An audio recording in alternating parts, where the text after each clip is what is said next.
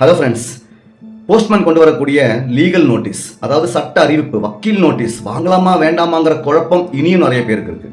Best practice என்னன்னா, அந்த மாதிரி வரக்கூடிய நோட்டீஸை நீங்கள் வாங்கி அதை பிரித்து படித்து பாருங்க.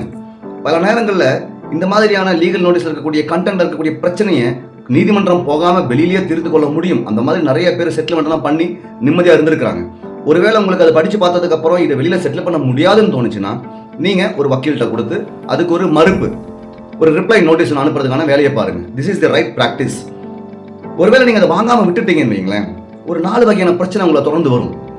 குறிப்பாக முதல்ல நீங்க அந்த கண்டென்ட்ல இருக்கக்கூடிய சப்ஜெக்டை அட்மிட் பண்ண மாதிரி, ஏற்றுக்கொண்ட மாதிரியான மனநிலைக்கு தள்ளப்படுறாங்க.